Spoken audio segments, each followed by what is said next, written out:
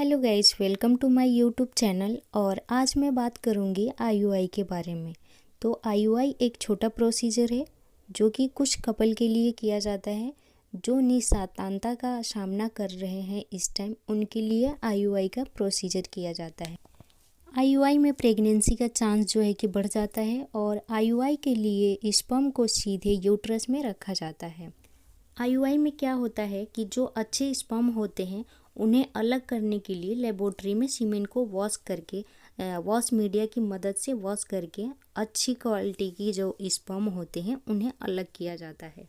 अब ये wash media क्या है, चलिए इसके बारे में भी थोड़ी सी जानकारी लेते हैं।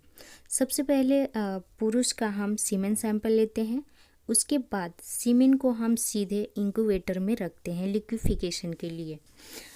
जो भी इसमें टाइम लगता है हम वेट करते हैं, क्योंकि हर पुरुष का अलग अलग लिक्विफिकेशन का टाइम होता है। किसी किसी का 10 मिनट में ही लिक्विफिकेशन हो जाता है और किसी किसी पुरुष के सीमेन को लिक्विफिकेशन होने में 1 घंटे से ज़्यादा टाइम भी लग जाता है। अब ये हम लिक्विफिकेशन कैसे चेक करें, तो सबसे पहले तो सीमेन को जैसे सीमेन निकलता है, निकलने के तुरंत बाद हम इंक्यूबेटर में रखते हैं, जो कि उसका टेम्परेचर 37 डिग्री होने चाहिए।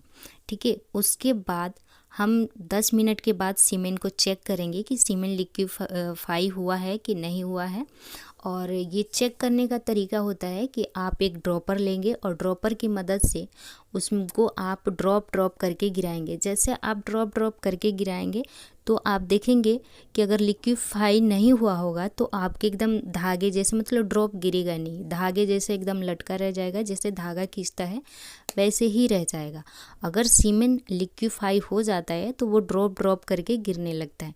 तो ऐसे हम लिक्विफिकेशन टाइम देखते हैं और जैसे उसका एक टाइम हम नोट कर लेते हैं। जैसे हम इंक्यूबेटर में सैंपल को रखते हैं तो हम टाइम नोट कर लेते हैं कि हम कितने टाइम इंक्यूबेटर में सैंपल को रखे हैं।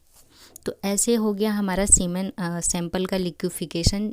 इसी तरह से हम चेक करते हैं। जैसे हमारा सैंपल लिक्विफाई हो जाएगा, हम तुरंत बाद उसका नेक्स्ट प्रोसीजर जो है कि स्टार्ट करेंगे वॉश करने का। वॉश करने से क्या होता है कि हमारी जो भी अच्छी क्वालिटी का स्पर्म होते हैं वो अलग हो जाते हैं और जो डेड स्पर्म होते हैं वो अलग हो जाते हैं।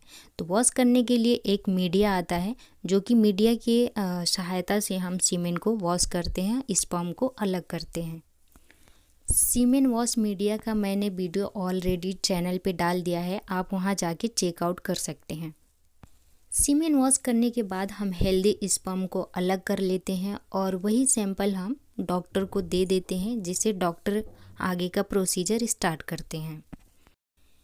आईयूआई एक छोटा प्रोसीजर है जो कि पेनलेस होता है। इसमें ना कोई सर्जरी होती है और ना ही कोई इंजेक्शन लगते हैं और ना ही आपको कोई एनेस्थीसिया की ज़रूरत होती है।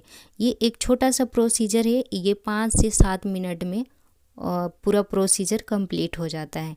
इसमें ना तो कोई दर्द होता है, ना आपको कुछ भी होता है, ना ही आपका कोई ऑपरेशन होता है।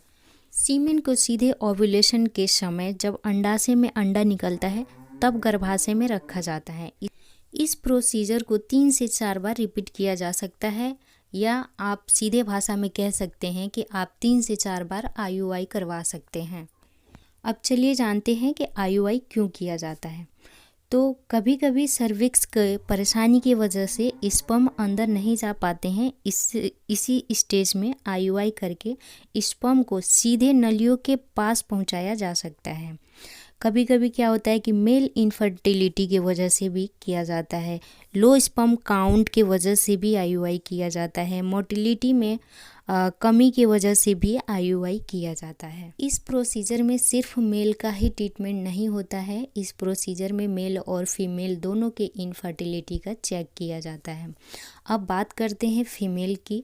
तो फीमेल को अल्ट्रासाउंड के लिए बुलाया जाता है, जो कि TBS अल्ट्रासाउंड किया जाता है। दवाई लेने के बाद आपका मासिक धर्म यानी पीरियड के दूसरे या तीसरे दिन TBS अल्ट्रासाउंड के लिए बुलाया जाता है और 1 वीक बाद आपका TBS अल्ट्रासाउंड दोबारा से रिपीट के लिए बोला जाता है, जो कि फॉलिकल मॉनिटरी कहा जाता है। और फॉलिकल मॉनिटरी की सलाह दी जाती है आपको, जिससे कि इस फॉलिकुलर मॉनिटरी में क्या होता है कि आपके बार बार जो है कि अल्ट्रासाउंड किया जाता है, या आपके 9th डे पे डेली रिपीट होता है कि आपके जो है कि एग का साइज अच्छा है कि नहीं है, आपके एग बन रहे हैं कि नहीं बन रहे हैं, अगर बन रहे हैं तो एग रैप्चर हो रहे हैं कि नहीं हो रहे हैं।